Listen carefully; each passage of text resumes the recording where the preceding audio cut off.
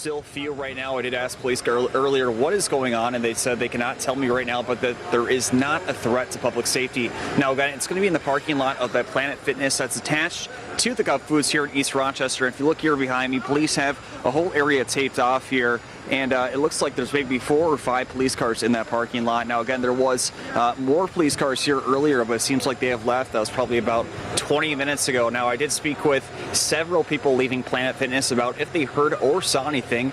Most people I spoke with said they didn't hear a thing, but they said they did see police drive into this parking lot with their lights on, but no sirens. So that's about all the information I have for you right now. Going to continue to work on getting these details from police. Grove right now, where that fire started shortly after 4 o'clock, and that's when we made our detour down here to Spring Grove. Now, let me show you what's going on here behind me. You can see firefighters are fighting what appears to be that smoke coming from the top. Not sure if there are still flames coming from that top part of the apartment building. Now, it's happening right over at that True Value building you can see right there, but we were told the fire started in the apartments above. That's yet to be confirmed by firefighters. And again, they're fighting this fire right now. And if you're trying to get through town here in Spring Grove, the road's closed. 44 East going through is closed right now, so it's best to avoid any direct route through downtown, and you should go around. And I know that road will be closed at least until Friday morning, so again, firefighters can get what is going on here under control. So for now, Tyler, back to you. Well, Tyler, shortly before 8 a.m. this morning, there was a call to the Rochester Police Department of a young man who we now know was 20 years old, lying next to this structure here at Manor Park. When police tried to approach the man for a welfare check, they noticed he was dead and had a fatal gunshot wound to his body. They also found a gun lying nearby his body as well. Now, when I came back to this park here earlier this afternoon, I spoke with a resident who comes here actually quite often to use this rink right here. His name's Marv. I asked him, I said, did you see or hear anything here today? And he tells me that he tried to come to this park here earlier this morning, but noticed a large law enforcement presence in the area. He says he left for a little while and then came back, but when he did come back, he figured something was up, but did not assume it would be the situation. Yeah, Tyler, I'm here at that watch party in Mankato right now, and actually I'm joined with Congressman Brad Finstad. Congressman, just want to ask, how are you feeling here tonight? You know, we spoke yesterday, so you're feeling honored to kind of be here, but what are those feelings here tonight? Same feelings. I would just add cautiously optimistic. You know, as we see the results come in, we feel really good about what we're seeing. But I'm just very proud of the campaign that we've run, and we've stayed positive and focused on the issues, and just really, reaffirms my love for Southern Minnesota and all of the friends, families, and neighbors that we have here. Now, going into tomorrow, if you do secure the victory tonight, what are some of those top legislative issues you want to get away tackling with right away? Yeah, just family pocketbook issues. That's what I've heard for the last 8 months, day in, day out. Tackling issues that affect folks of all walks of life, whether it's the price of gas, the price of food, inflation, the economy in general, supply chain disruptions, workforce shortages. Those are real things that are affecting real people. So it's time for the talk and the political fighting to be done, and it's time to move on and get things resolved. Definitely. Well, Congressman, thank you again, and best of luck here tonight. Tyler, back to you. Located on North Broadway Avenue is the 3-story historic Avalon Hotel.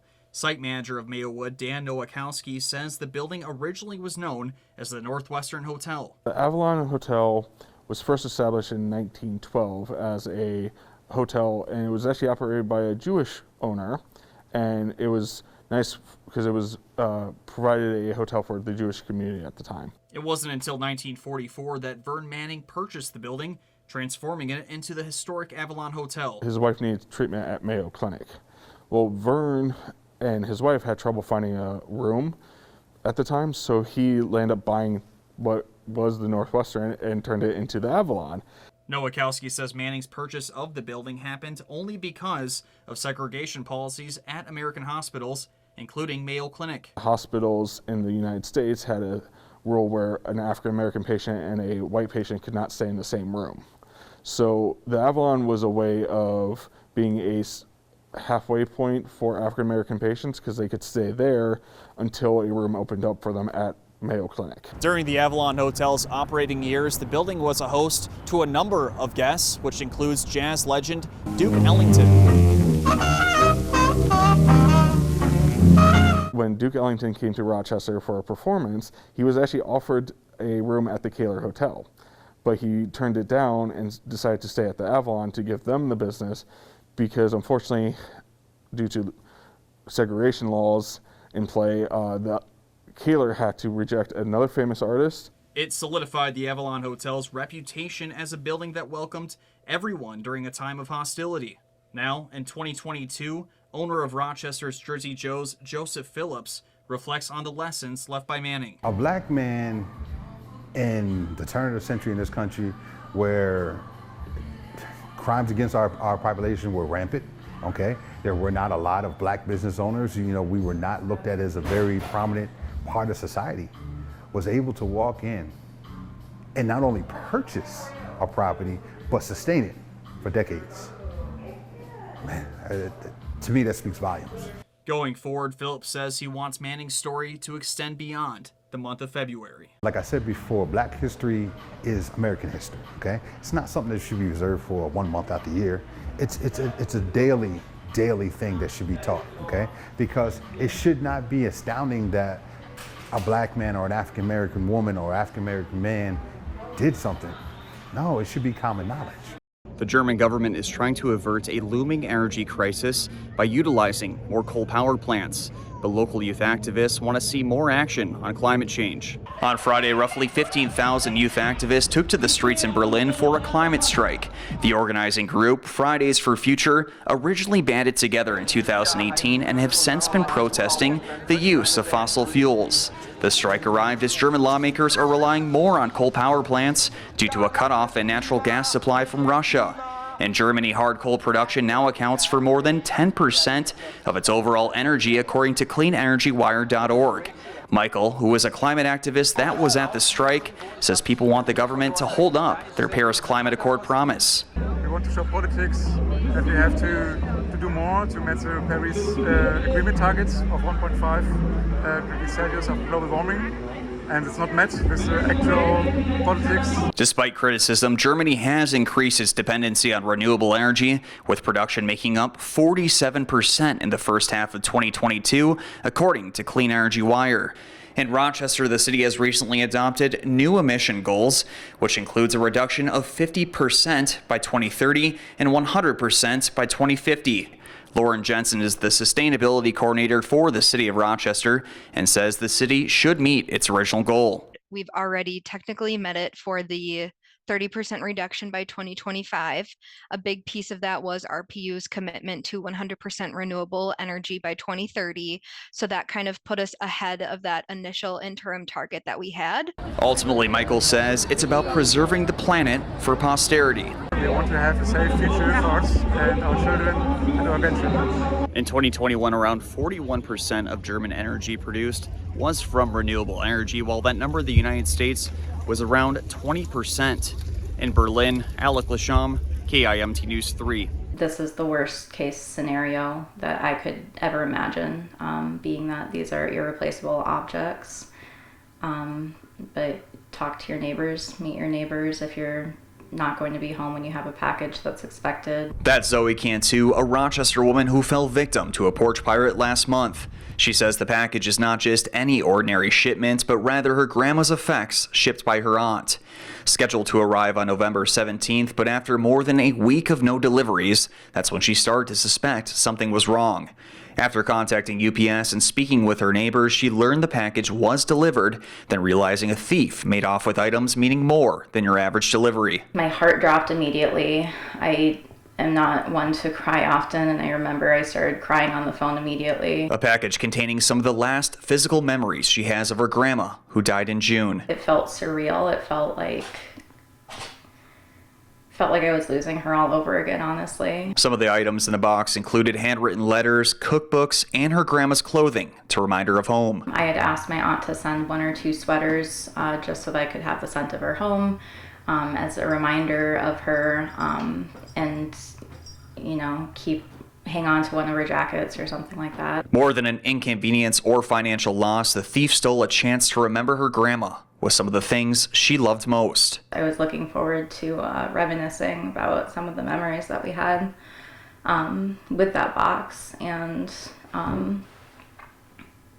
it's just the literal worst situation. You know, if I had ordered anything else in the world, I could have repurchased it, and obviously it's a pain and it's horrible when people do porch pirating, but these are things that even if I had $1 million, I could not ever replace. He was very much someone who was great at being a firefighter, but also was a great person at the same time, and I think that impacted a lot of people around the region. That was Rochester Fire Department Captain Brett Knapp talking about the impact retired Captain Chuck Solseth had during his 30-year career as a firefighter. The department says he died this week following a long battle with cancer. On Friday, Knapp described some of his teaching methods that made him a beloved firefighter. He was always able to teach me new skills or techniques in a way that didn't make you feel like you were less than someone because you hadn't learned this task yet. A firefighter who always went above and beyond to help his colleagues. Chuck took it upon himself a few years ago here to kind of collect all that equipment that was still good and useful but didn't really necessarily have a home, and then found this storage room and set up shelves and got everything kind of organized in here. And a man who reminded his fellow firefighters the importance of friendship and family. He was always one to tell us to let everyone know how much you love them. Don't be afraid to tell your friends how much you care. Let your loved ones know how much they mean to you on a daily basis, because you never know when it's going to be taken away from you. It's something that we kind of see fairly often in our line of work, but to hear one of our own guys kind of talk about that as well really kind of drives it home.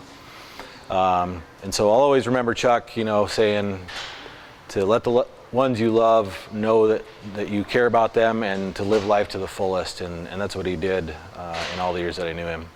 President Biden stopped in Minnesota today as he makes his way across the nation, promoting the benefits of the recently passed infrastructure bill. We're going to invest an unprecedented $10 billion in job training programs at schools like this one.